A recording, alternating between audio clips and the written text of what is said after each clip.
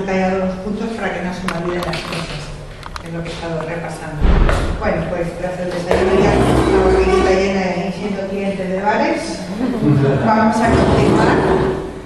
Vamos a seguir con la parte de limpieza y seguridad alimentaria, que tiene mucho que ver también con las propias instalaciones, como habéis visto, porque hemos empezado a hablar de instalaciones y hemos terminado hablando de seguridad alimentaria.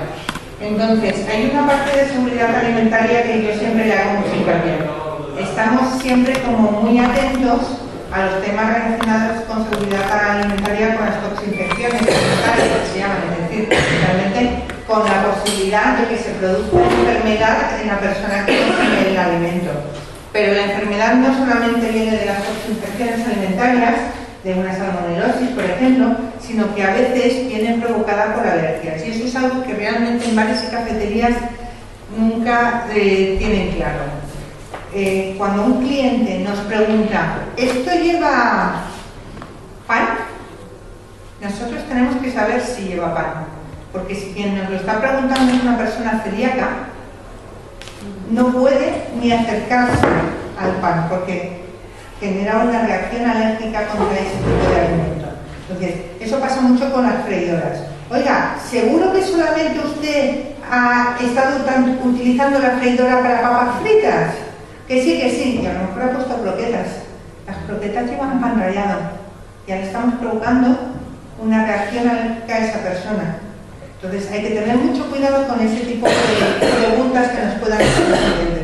Cuando un cliente nos pregunta sobre un ingrediente específico, normalmente es porque tiene algún problema de salud asociado a ese ingrediente específico. Es mejor una respuesta de la verdad no lo sé, no recuerdo si he metido ahí algo que tuviera pan, y que tome otra cosa antes que provocarle una reacción alérgica a esa persona. También pueden ser otros condicionantes culturales o no me gusta simplemente, eso no me gusta y no lo quiero, ¿no? Pero cuidado con todos esos aspectos relacionados con las alergias y con las intolerancias. O esto lleva azúcar, porque es que mire, yo soy diabético y no puedo tomar nada que lleve azúcar tal cual. Pues la verdad no lo sé, pasa mucho con las salsas, por ejemplo, muchas salsas se les añade azúcar para que no sean tan ácidas, que no me sale la palabra, para controlar la acidez. Entonces, tenemos que tener mucho cuidado en seguridad alimentaria también con todos estos aspectos asociados. En seguridad alimentaria, desde hace muchísimos años, es obligatorio tener el análisis de peligros y puntos de control crítico, que es lo que se llama el APPCC de forma reducida, y eso debe existir no solo en restaurantes. Restaurantes prácticamente todos lo tienen de alguna manera, sino también en bares y cafeterías, porque parece que en bares y cafeterías no aplica nada. Pues sí, también deben tener su APPCC en función de sus instalaciones y de los tipos de alimentos que estén manipulando. Siempre en función de su circunstancia real. Yo insisto, el APPCC no es un manual estándar de bares y cafeterías. Es que ese estándar realmente yo vaya al bar y mire, bueno, pues esto aquí sí, esto aquí no, aquello sí y esto no. Tampoco es rellenar papeles por rellenar papeles, porque a veces dices, es que la APPCC me obliga a escribir la temperatura de la cámara todos los días, pero es que si tú solo lo que haces es escribir la temperatura de la cámara y luego no evaluar si la temperatura es correcta o no es correcta para el tipo de alimento que tienes dentro, tampoco te sirve de nada. Vamos a poner un ejemplo muy claro que lo vais a ver. Si nosotros estamos utilizando verdura fresca, tomate, lechuga, ¿qué temperatura tiene que tener una cámara? ¿Qué le pasa a la lechuga si lo meto a 0 grados?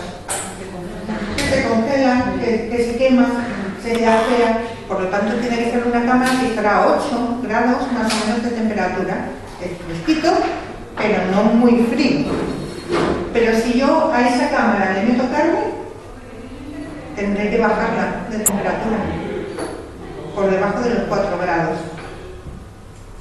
¿De acuerdo? Entonces, las cámaras tienen unos sistemas por los cuales la temperatura no es igual en toda la longitud de la cámara, y hay una posición que es adecuada para cada tipo de alimento.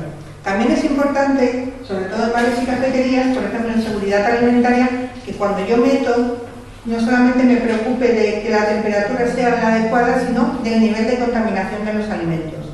Si yo estoy comprando lechuga tal cual viene del huerto, que lleva tierra, antes de meterla en la cámara debería limpiarla, para no meter todos esos microorganismos asociados a la tierra dentro de la cámara. Lo mismo pasa con los tomates, por ejemplo. Limpiarlos. Una vez que está limpita más o menos, pues entonces ya la meto en la cámara. Lo ideal es tener tuppers que los pueda, con una bandeja con tapa, que los pueda meter dentro para que no se me mezclen. Pero bandeja con tapa. Lo que no podemos hacer es una bandeja encima de otra. ¿Por qué? Porque yo saco la bandeja y la pongo en la mesa. En la mesa estoy manipulando, estoy trabajando, hay restos de comida. Esa bandeja, si la pongo encima de otra sin tapa, la suciedad de la mesa que ha gastado la meto directamente en el alimento y puede estar creando riesgos alimentarios. Por lo tanto, siempre tienen que ser o tuppers o bandejas con tapa que permitan que estén separados unos alimentos de otros. Y luego ponerlos por tipos de alimentos, es decir, los embutidos todos juntos, porque los embutidos tienen una contaminación característica propia, que es buena o es mala.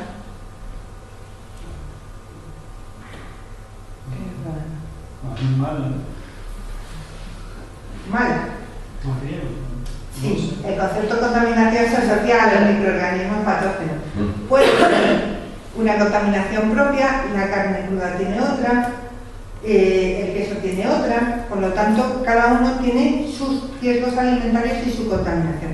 Es cierto que a veces nosotros mismos provocamos que se nos estropeen los alimentos, que no significan que no sean seguros. Es decir, que estropeamos la calidad del alimento, y eso pasa mucho también en los bares. Es decir, si yo tengo queso, ¿cómo se hace el queso? ¿Sabéis cómo se hace el queso? ¿Cómo se hace? Se cura. El queso se cura. El proceso de curación es un proceso de microorganismos que trabajan ahí, que son seres vivos, en definitiva. Es decir, el queso al final lleva seres vivos. Y ponemos el jamón cocido al lado del queso. Lo típico, que cortamos los cuadraditos de queso y los cuadraditos de jamón cocido y lo ponemos en el mismo tupper. ¿Qué me está pasando?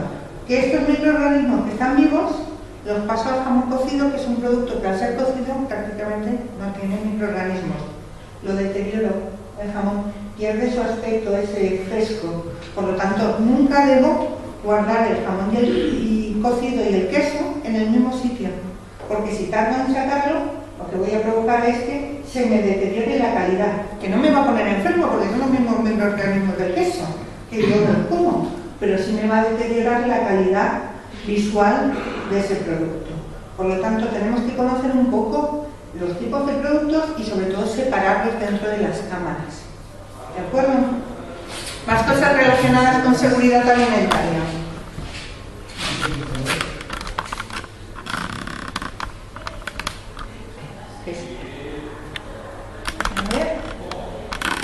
¿Dónde estás? Aquí. Es que no lo había abierto y se iba. Ahora. Nos ha puesto a pasar las fotos, lo ibais a ver a mi padre, a mi hijo, a mi marido, con el niño cabeza para abajo jugando con él.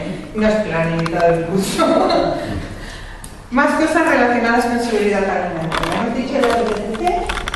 Vamos a hablar del manual de la manipulación de alimentos y de la responsabilidad como manipulador de alimentos. Ya hemos hablado algo, pero vamos a puntualizar. Actualmente la legislación lo que nos está diciendo en ese aspecto es que nosotros somos los únicos responsables de formarnos en manipulación de alimentos.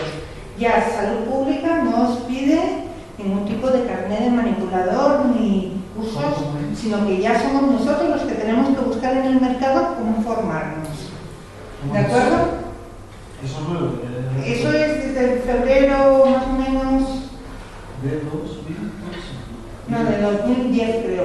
No recuerdo la fecha exactamente, pero reciente relativamente. Es decir, todavía están en el mercado los últimos carnets que salieron y todavía se ven en el mercado los últimos carnets que salieron, pero ya esa legislación ya no existe, ya nos vamos al Real Decreto Europeo y el Real Decreto Europeo lo que dice es que nosotros como empresarios somos los únicos responsables de formarnos en manipulación de alimentos. Ahí, claro, nosotros que somos el bar que soy yo y mi marido, pues es complicado que yo tenga un formador en lugar que me va a costar mucho dinero. Ahí es donde podemos hablar precisamente de las asociaciones, de los grupos, como me decías, de comercio abierto, ¿no? Centro comercial abierto, zona. Es que en algunos sitios lo llaman centro comercial abierto. Zona comercial abierta, es decir, de cualquier tipo de agrupación de empresarios que nos ayude a reducir costes en ese sentido, porque al final un curso de manipuladores de alimentos a bares y cafeterías, los riesgos son parecidos y luego yo ya cogeré de ahí aquello que me interese y lo aplicaré a mi bar en función de las instalaciones que tengo, del tipo de productos que yo manipulo habitualmente en ese bar.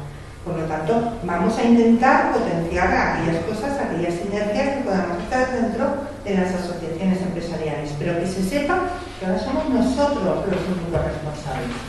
Otra parte asociada a seguridad alimentaria que debemos tener es un plan de limpieza y desinfección. Yo quiero decir un pelín de eso del carnet, porque nosotros Sí. tomamos un carnet del producto de alimentos estos días. Podrás hacerlo. Claro, es que lo que dice la legislación es que cualquier persona que esté capacitada para darlo puede darlo. Es decir, yo imparto cursos de carnet de manipulador de alimentos y yo doy un certificado. Es decir, puede ser un carnet o puede ser un certificado en una hoja, pero el carnet de sanidad, Sí, ese ya no se obtiene. ese ya No se obtiene. no se obtiene. Porque ya certificado. sanidad no hace el trámite, lo que obtienes es un certificado. Por eso digo que lo que hay que hacer es potenciar entre asociaciones o zonas comerciales abiertas, pues que se pueda impartir este tipo de formación específica, además por cada sector alimentario, porque los riesgos y las manipulaciones no son las mismas en una carnicería que en una pescadería, que en un supermercado o que en un bar. Por lo tanto, lo ideal es hacerlo por sectores, para que los riesgos que se expliquen en ese curso y el APTCC que se explique en ese curso sea específico para ese sector, específico dentro de la industria alimentaria o de la restauración. ¿Y las academias pueden seguir impartiendo ese curso? Claro, naturalmente, todo el que esté capacitado para impartirlo. Lo que sí va a hacer Sanidad a partir de este momento es que cuando va a los establecimientos a hacer las inspecciones, diga, ¿qué formación habéis hecho? ¿O qué formación habéis recibido? Dame el temario y comprobará. ¿Y quién le imparte? Entonces, no solamente el certificado tiene que poner lo que se ha dado en el curso, sino quién lo ha impartido y qué capacidad tiene para impartirlo. Por ejemplo, yo soy licenciada en biología y además soy experta en seguridad alimentaria y tengo cursos que lo acreditan y experiencia profesional que lo acredita. Bueno, pues ese profesor puede darlo. Entonces, de alguna manera, lo que quiere Salud Pública es, cuando se imparte esa formación, que no sea un informático que de seguridad alimentaria que no sabe nada de seguridad alimentaria y que se ha leído un manual y está repitiendo el manual, sino que realmente sea alguien que sea un experto en la materia y que pueda resolver las dudas de las personas que tiene delante en función de su realidad, que es muy importante, ¿no? Un registro de empresa o un tipo de homologación para... No existe nada, ya no hay homologación, ya no hay registro, ya no hay nada. Organización total ya. Sí. Europa. No, antes tenías que estar registrado en Salud Pública, como empresa y como persona. Yo, por ejemplo, estaba por unas empresas registradas y